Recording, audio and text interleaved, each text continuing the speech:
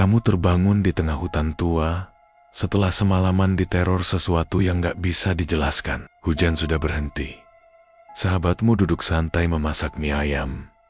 Tapi masalahnya, kalian gak bawa makanan, gak pernah bikin gubuk. Dan semalam, kamu melihat sesuatu berdiri tepat di belakangnya yang lebih mengerikan. Saat kamu sadar, sahabatmu benar-benar hilang. Dan hutan itu gak pernah mengembalikan apa yang sudah diambilnya. Jangan pernah masuk terlalu dalam ke hutan ini. Di sebuah desa kecil yang dikelilingi perbukitan hijau dan hamparan sawah yang membentang luas, berdiri sebuah hutan tua yang sejak zaman kokik nenek mereka sudah dianggap angker. Orang-orang menyebutnya hutan larangan, bukan karena benar-benar dilarang masuk. Bukan juga karena ada papan peringatan atau pagar pembatas, tapi karena siapapun yang masuk ke dalamnya harus siap dengan risiko yang tidak selalu bisa dijelaskan dengan akal sehat. Konon katanya, hutan itu lebih tua dari desa itu sendiri. Pohon-pohonnya besar dan tinggi, batangnya dililit akar yang menjuntai seperti ular raksasa. Di siang hari, cahaya matahari pun sulit menembus lebatnya dedaunan. Apalagi saat malam tiba, suasana di dalamnya bisa berubah jadi begitu sunyi, seolah suara dunia luar terputus begitu saja. Di desa itu tinggal dua sahabat yang sudah seperti saudara kandung, Bandi dan Bian. Sejak kecil mereka hampir tak pernah terpisah. Sekolah bersama, bermain di sungai bersama, bahkan pernah dihukum bersama karena ketahuan mencuri mangga tetangga. Tapi sifat mereka berbeda. Bandi dikenal keras kepala. Kalau sudah punya keinginan, sulit sekali diubah. Wajahnya tegas, sorot matanya tajam. Namun di balik sikapnya yang kadang terlihat kasar, sebenarnya hatinya lembut. Dia sangat menyayangi ibunya, Ibu Maryam, satu-satunya keluarga yang dia miliki sejak ayahnya meninggal beberapa tahun lalu. Dulu Bandi sempat mondok di pesantren atas keinginan Ibu Maryam. Dia termasuk murid yang cepat menghafal dan rajin. Tapi semakin lama, dia merasa tertekan dengan aturan yang menurutnya terlalu ketat. Tidak bebas keluar, tidak bisa sembarangan bermain. Akhirnya, tanpa banyak pikir, dia kabur dan pulang ke desa. Dia bilang pada ibunya ingin membantu mencari uang, tapi jauh di dalam hatinya, dia hanya ingin merasakan kebebasan. Bian berbeda, dia lebih santai dan mudah tertawa. Kalau Bandi mulai emosi atau gelisah, Bian yang biasanya menenangkan, santai aja hidup gak usah dibikin ribet. Begitu kalimat yang sering dia ucapkan. Sejak remaja, keduanya terbiasa keluar masuk hutan tua. Awalnya hanya untuk membuktikan keberanian. Lama-lama, mereka mulai mencari kayu bakar, berburu kecil-kecilan, sampai akhirnya menemukan satu hal yang cukup menguntungkan: madu liar. Hutan tua itu terkenal dengan sarang lebah raksasa yang menggantung tinggi di dahan-dahan pohon besar. Madu hutan punya harga tinggi di pasar kecamatan. Warnanya lebih pekat, rasanya lebih kuat. Banyak orang mencarinya. Bagi Bandi dan Bian, madu hutan jadi sumber penghasilan tambahan. Mereka hafal jalur-jalur aman, tahu pohon mana yang sering dihuni lebah, dan sudah terbiasa dengan risiko sengatan. Meski begitu, orang-orang tua desa sering mengingatkan, jangan masuk terlalu dalam. Ada wilayah yang bukan buat manusia, kata seorang tetua desa suatu malam. Bandi hanya tersenyum tipis waktu itu. Dia tidak terlalu percaya pada cerita-cerita mistis. Hari kejadian itu sebenarnya sudah terasa aneh sejak awal. Langit mendung menggantung rendah sejak siang. Angin berembus lebih dingin dari biasanya. Spirit terdengar ribut dan beberapa kali terbang rendah melewati mereka. Kayaknya bakal hujan, kata Bian sambil mendongak. Sebentar lagi selesai kok, jawab Bandi. Tetap fokus pada sarang lebah besar yang baru saja mereka temukan di bagian hutan yang jarang mereka datangi. Lokasi itu lebih dalam dari biasanya, Mereka bahkan harus melewati jalur sempit yang tertutup semak tinggi. Tapi sarangnya besar sekali, penuh madu yang menetes perlahan. Rezeki gede nih. Bian tersenyum lebar melihat madu yang mulai mereka tampung. Mereka terlalu asyik bekerja. Waktu seperti hilang begitu saja. Hingga suara petir pertama menyambar keras, membuat tanah seolah bergetar. Bandi dan Bian saling menatap. Hujan turun tanpa oba-aba. Deras, besar. Angin mengamuk, menggoyang. Pohon-pohon tua hingga terdengar seperti erangan panjang. Jalan setapak yang tadi mereka lalui berubah licin dan berlumpur. "Kita harus pulang sekarang," teriak Bian menembus suara hujan. Mereka bergegas. Tapi nasib buruk datang begitu cepat. Saat menuruni lereng kecil yang tanahnya mulai longsor. Tipis. Kaki Bandi terpeleset, tubuhnya terguling beberapa meter sebelum berhenti menghantam akar pohon. "Oh, sakit Yan," erangnya sambil memegangi pergelangan kaki. Bian berlari menghampiri. Kaki Bandi tampak bengkak. Dia mencoba berdiri, tapi tak sanggup menahan beban tubuhnya. Hujan makin deras. Langit semakin gelap. Tidak mungkin melanjutkan perjalanan dalam kondisi seperti itu. Akhirnya mereka berteduh di bawah pohon besar yang akarnya menjulang tinggi, membentuk semacam dinding alami. Akar-akar itu melingkar seperti tangan yang memeluk tanah. Di bawah pohon itu, suasana terasa berbeda. Hujan tetap turun, tapi suara hutan perlahan berubah. Tidak ada lagi suara serangga, tidak ada suara burung, hanya gemuruh hujan dan detak jantung yang terasa semakin jelas. Keheningan itu aneh, terlalu sunyi, terlalu berat. Tiba-tiba terdengar suara dahan patah. Krek, sekali, lalu 2 kali. Bian menoleh pelan. Wajahnya berubah tegang. "Di, kamu dengar nggak?" Bandi menahan napas. Jantungnya berdetak kencang sampai terasa sakit di dada. Suara itu bukan seperti ranting jatuh biasa. Itu seperti langkah berat, perlahan, mendekat. Bian mengambil senter kecil dari tasnya. Tangannya sedikit gemetar. "Aku cek bentar." "Jangan jauh-jauh," bisik Bandi. Bian melangkah menjauh beberapa meter. Cahaya senter menyorot batang pohon yang basah, kabut tipis yang mulai turun, dan bayangan-bayangan yang bergerak karena angin. Bandi berusaha melihat dari tempatnya duduk. Napasnya memburu, dan tepat ketika Bian memutar badan, sosok itu sudah berdiri di belakangnya. Tinggi, diam, terlalu dekat. Wajahnya hancur, seperti daging busuk yang terkelupas. Bagian pip seperti terkoyak, memperlihatkan sesuatu yang tidak seharusnya terlihat. Mata kosongnya menatap tanpa berkedip. Bian membeku. Senter jatuh dari tangannya. Tak sempat berteriak, tubuhnya langsung roboh ke tanah. Pingsan. Dari keyohan, Bandi hanya melihat bayangan tinggi menjulang di tengah hujan. Napasnya tercekat.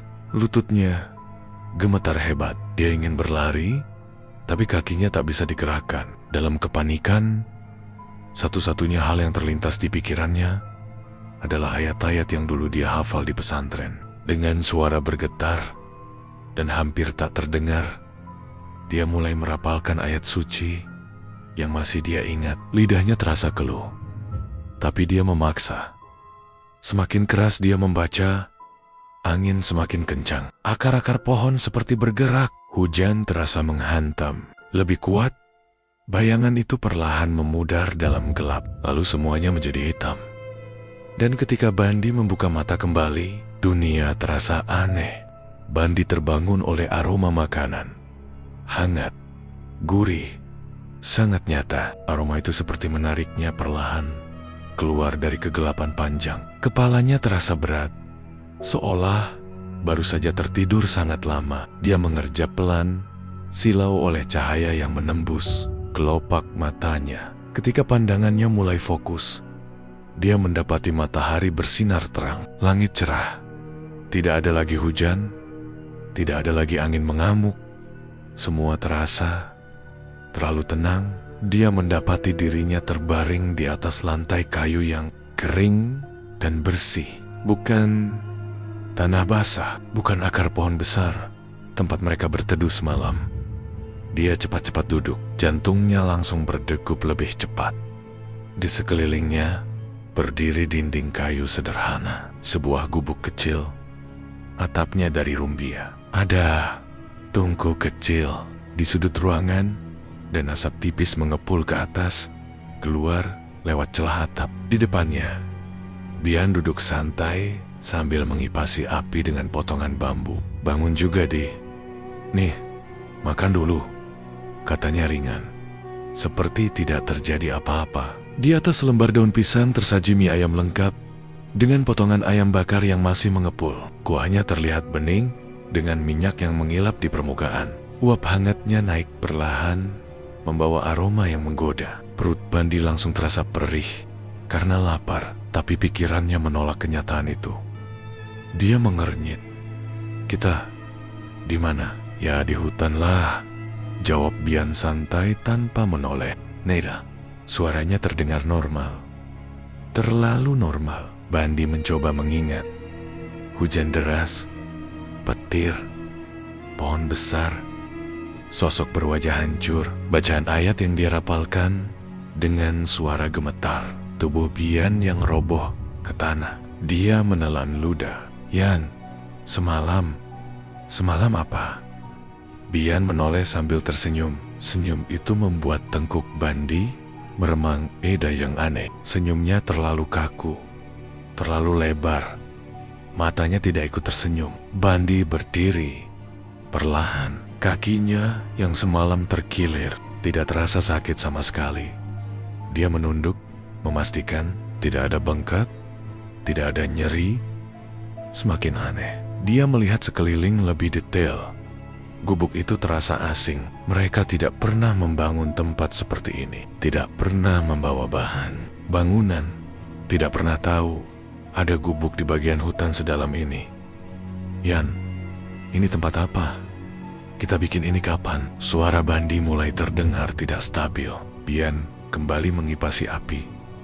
"Udah, gak usah banyak tanya. Makan dulu. Kamu pasti lapar." Yang membuat dada Bandi makin sesak adalah makanan itu. Mie ayam dan ayam bakar. Bagaimana mungkin ada makanan seperti itu di tengah hutan tua? Mereka tidak membawa bahan apapun selain madu dan peralatan sederhana. Tidak ada mie, tidak ada ayam, bahkan tidak ada panci. Aroma gurih itu semakin kuat, seolah sengaja menggodanya. Perutnya berontak, tapi hatinya terasa berat, seperti ada yang menekan. "Yan, kita pulang aja," ucap Bandi pelan. Bian berhenti mengipasi. Gerakannya terhenti di tengah. Kepalanya menunduk perlahan. Suasana mendadak berubah. Udoryeng. Tadi terasa hangat oleh asap tungku tiba-tiba menjadi dingin. Sangat dingin. Seperti embusan angin dari dalam gua yang gelap. "Kita nggak bisa pulang," kata Bian. Suaranya berbeda, lebih berat, lebih dalam, seperti bukan keluar dari tenggorokannya sendiri. Bandi mundur selangkah. "Kenapa nggak bisa?" Bian perlahan mengangkat wajahnya. Senyumnya masih ada, tapi kini matanya kosong. Tidak ada cahaya, tidak ada kehidupan. "Kita udah sampai sini," katanya lirih. "Masa mau pergi?" Tiba-tiba dinding gubuk seperti bergetar halus. Kayu-kayu itu mengeluarkan suara retakan kecil. Cahaya matahari yang tadi terang perlahan meredup, berubah jadi kekuningan, lalu kehijauan. Bandi merasa napasnya semakin pendek. Dia mulai membaca ayat yang dulu pernah dia hafal. Lidahnya terasa keluh, tapi dia paksa terus melafalkannya. Suaranya bergetar, tapi semakin lama semakin jelas. Begitu dia membaca, suara retakan makin keras. Dinding gubuk mulai retak. Dari celahnya keluar cairan hitam seperti lumpur. Bau busuk menyebar, menggantikan aroma mie ayam yang tadi menggoda. Bian berdiri perlahan. Tubuhnya bergerak patah-patah. Kamu nggak usah baca itu. Suaranya kini terdengar seperti dua suara yang bertumpuk jadi satu. Bandi menutup mata, terus membaca lebih keras.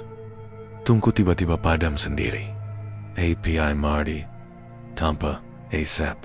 Kegelapan menyebar dari sudut ruangan, merayap seperti bayangan hidup. Gubuk itu seperti ditelan malam. Lantai kayu di bawah kaki Bandi terasa lunak, seperti tanah basah. Dia hampir kehilangan keseimbangan. Suara Bian berubah menjadi geraman. Rendah, jangan tinggalkan aku. Kalimat itu membuat dada Bandi terasa diremas. Dia membuka mata sekilas. Sosok di depannya bukan lagi Bian yang dia kenal. Wajahnya mulai retak, kulitnya terkelupas, matanya kosong, seperti yang dia lihat semalam di tengah hujan. Bandi berteriak dalam hati dan terus membaca ayat sekuat tenaga. Tiba-tiba, semuanya runtuh. Gubuk itu pecah seperti kaca. Cahaya dan gelap bercampur jadi satu. Dan dalam satu tarikan napas, Bandi terbangun lagi. Kali ini banner-banner di bawah pohon besar, tempat mereka berteduh semalam. Tanah di bawahnya basah, tapi hujan sudah reda. Cahaya pagi menembus dedaunan. Suara burung mulai terdengar samar. Dia terengah-engah, bajunya basah, tangannya penuh lumpur. Dia menoleh cepat ke kanan. Bian tidak ada. Yan, suaranya serak. Dia mencoba bangkit. Kali ini kakinya banner-banner terasa sakit. Pergelangan itu bengkak seperti semalam. Di tanah beberapa meter dari tempatnya duduk, terlihat bekas seperti sesuatu pernah diseret. Garis panjang di lumpur menuju ke arah dalam hutan. Jantungnya berdegup kencang. Bian, dia berteriak lebih keras. Hutan hanya membalas dengan gema samar. Tidak ada jawaban. Dia merangkak beberapa langkah, mengikuti bekas itu. Tapi jejaknya menghilang di antara akar-akar besar dan semak lebat. Tangannya gemetar, kepalanya terasa berputar. Yan, jangan bercanda. Suaranya pecah. Tidak ada suara tawa, tidak ada balasan. Hanya angin pagi yang berembus pelan. Dengan kaki yang tertatih, dia mencoba berjalan keluar hutan. Setiap langkah terasa berat. Pikirannya kacau. Dia tidak tahu mana yang nyata dan mana yang mimpi. Beberapa jam kemudian, warga desa menemukannya di tepi hutan dalam kondisi linglung. Bajunya kotor, wajahnya pucat, bibirnya terus komat-kamit membaca sesuatu.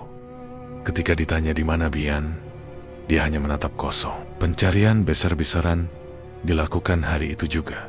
Warga Mazgik berkelompok, membawa parang, membawa doa, membawa keberanian yang setengah dipaksa. Nama Bian dipanggil berulang-ulang di antara pepohonan. Hari pertama tidak ada hasil. Hari kedua tetap nihil. Hari ketiga mulai terdengar bisik-bisik. Ada yang bilang mungkin dia dimangsa binatang buas. Ada yang bilang mungkin tersesat terlalu dalam. Tapi sebagian orang tua hanya diam dengan wajah tegang. Mereka tahu bagian hutan itu bukan tempat biasa. Hutan tua itu tidak pernah mengembalikan apa yang sudah diambilnya. Akhirnya, Bian dinyatakan hilang. Dan sejak hari itu, Bandi tidak pernah banner-banner sama lagi. Tatapannya berubah. Tawa Jerang, terdengar. Setiap malam, dia terbangun dengan napas terengah. Seolah masih terjebak di dalam gubuk yang tak pernah ada itu. Dan jauh di dalam hatinya, dia tahu apapun yang dia lihat pagi itu bukan sekadar mimpi. Rasa bersalah menghantui Bandi setiap malam. Sejak hari hilangnya Bian, tidak ada satu malam pun yang benar-benar dia lewati dengan tenang. Begitu matanya terpejam, bayangan hutan tua itu selalu datang. Pepohonan tinggi menjulang.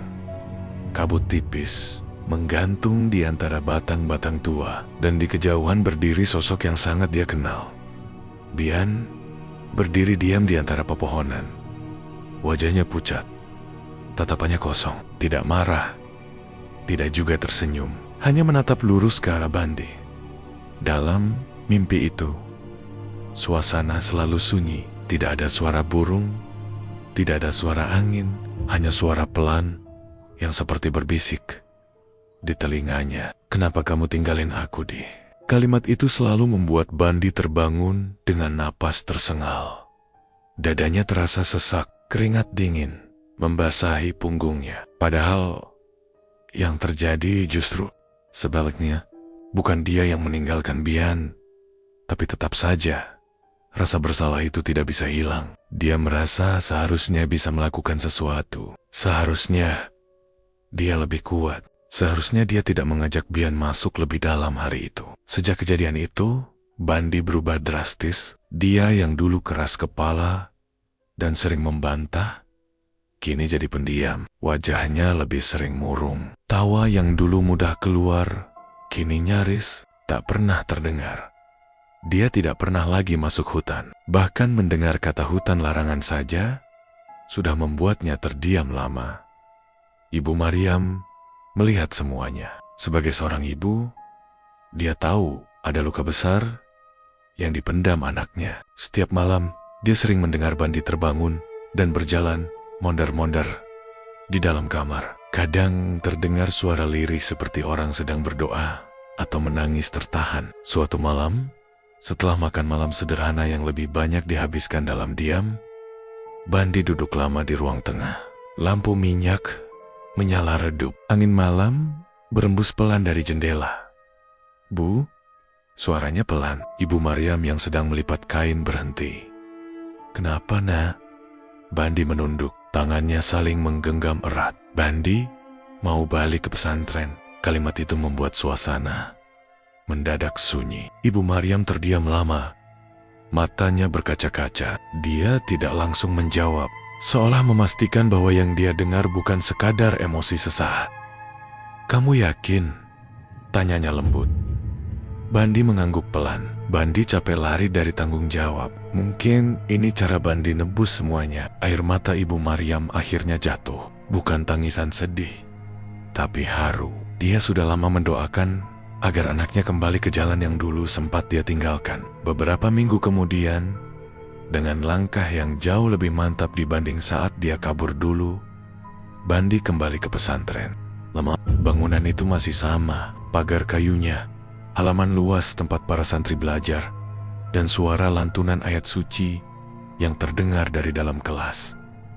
Ada rasa malu yang sempat muncul. Dia pernah pergi tanpa pamit, meninggalkan kewajiban begitu saja. Tapi kali ini dia datang dengan niat berbeda. Di sana dia bertemu Zaki, teman lamanya yang dulu sering menasihatinya ketika dia mulai mengeluh tentang aturan. Zaki tersenyum melihatnya kembali. Akhirnya balik juga. Bandi tersenyum tipis.